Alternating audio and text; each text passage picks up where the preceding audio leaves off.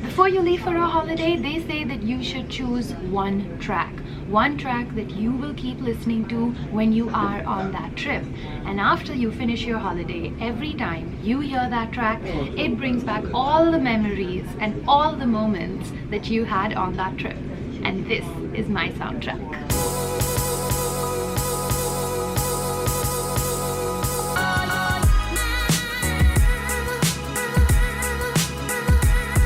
I'm off to Canada to actually host an event, and I decided that I can't be traveling for 16 hours and just staying there for 24 hours and then coming back. That would just be absolutely ridiculous.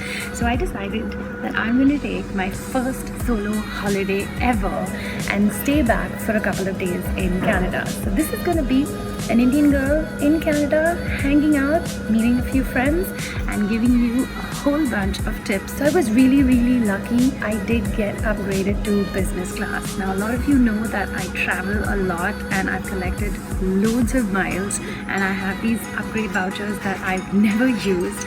So I decided to use them this time. So let's take a look. Okay, here we are. This is what our little suite looks like. It's gonna be pretty comfy, and they even give you these really cute little pajamas to change into. So let's see what I look like in those. And here I am in my pajamas. It's time for me to pass out, and I'm gonna see you guys in Canada.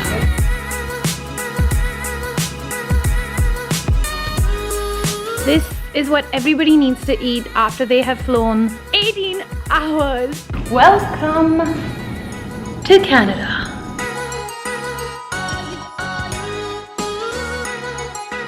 So I checked in, I quickly showered, I ate my food, I had a really strong coffee because I know that's the only thing that's going to keep me going through the day. And the one thing that you have to do as soon as you land in any part of the world is, if you're landing in the day, make sure that you stay awake, because that's the only way you're going to get over the jet lag. Drink lots of water. On all the flights that I was on, Bombay to London, London to Toronto, I really pestered the air hostess, and I carried a little bottle with me, a plastic bottle, and what I would do is I would just keep going and filling that bottle up. Just gonna start walking because I have to report to work as well. I would just start filling that bottle and sipping on it non-stop. So because I've come on work to Toronto, the first place that I'm living in is this fancy ass hotel, which is called as the Fairmont York Hotel. It's very centrally located, and it's absolutely gorgeous in like a very quaint old school way. And they've given me this massive room, which I'm so grateful for, but I'm not really sure what I'm supposed to do in this room. You guys have to take a look at it.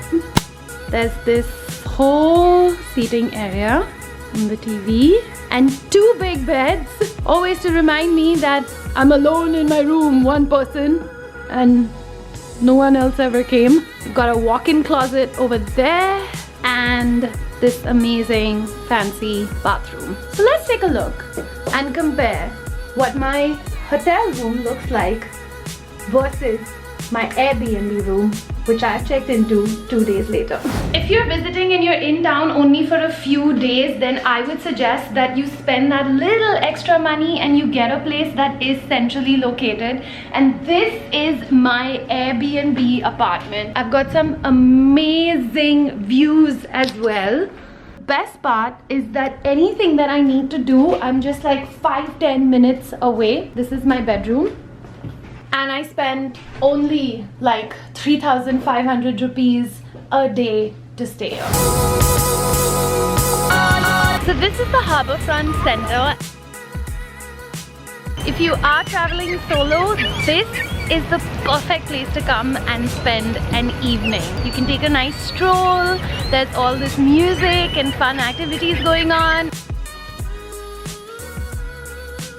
Luckily, my hotel is so centrally located, thank God. On the first day of a holiday, I would always recommend that you just take a small stroll, get your bearings, try and understand the city, because it really helps. and that's exactly what I have done. I'm jet lagging so badly. It's probably like 7 in the morning now already in Bombay, and it feels like I haven't slept all night. But taking a walk over here has totally made it worth it.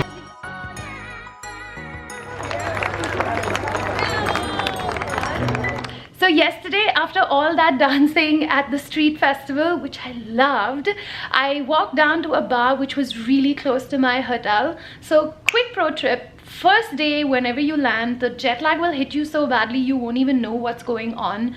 And I chose a bar that was really close to my hotel so that as soon as I felt like I was done, I could just walk across the road and get into bed. I did just that. I've woken up feeling super fresh, and I'm now going to give you a quick look behind the scenes of my event. Look at the size of this stage. Crazy. Should we start with the backstage announcement? And the first tourist spot that I had to hit in Canada has to be the Niagara Falls. We're gonna be going there soon. So definitely one quick pro tip would be that if you are not getting a camera that is very clear, then all that you would get is this, right? It just looks like mist. You wouldn't even think I'm here at the Niagara. So make sure that you have a super awesome camera so that you can get the waterfalls really, really clearly.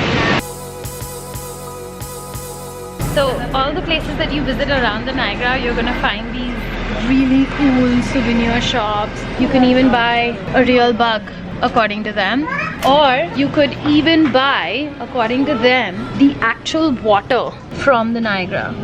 Souvenir water. We just could have like taken one of our bottles and filled it, right? Now I'm gonna be having the most unbelievable moment.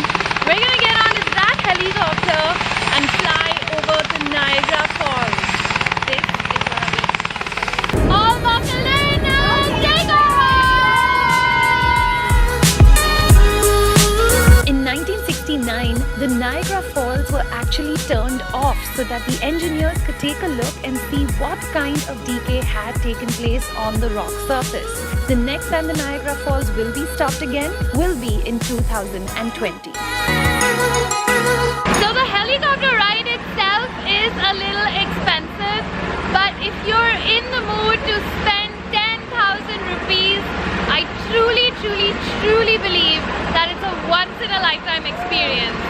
It's something definitely worth saving up for if you've made it all the way to Canada. So, major confusion, and we almost thought we were going to miss the boat, but we've kept running. Hopefully, we should make it to the hot mist lady. Hot blows something. Hot blows made mist. That only.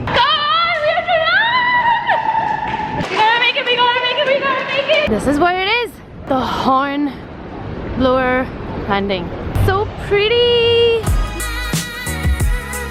What is it? It's gross. We're gonna go straight into that mist. It's our friends in America. That's America. So close, yet so far. Unbelievable. So cool. Both sides of the boat were like right there and right there. It's insane! In the entire history of the Niagara Falls, only 2 people have ever fallen into the fall and actually survived. Unfortunately, the people who went to rescue them, out of those, 2 people died in that incident. I think spending the whole day at Niagara is a great idea as long as you can figure out exactly what you're going to do. A lot of the activities, they do cost a little bit of money, so you kind of need to be prepared for that. But I think it's totally worth it. To go right in the middle of the falls, to take that helicopter ride, to see the falls from inside. If you're even traveling alone, this is something that you definitely want to do. And if you do decide to stay right till the end all day, till it gets dark, do that because you'll get to see this. In part 2, I'll be giving my observations about Toronto, a few more travel tips and a fun visit to the islands. Don't forget to like, comment and subscribe. So click right here to continue watching Indian Girl in Canada.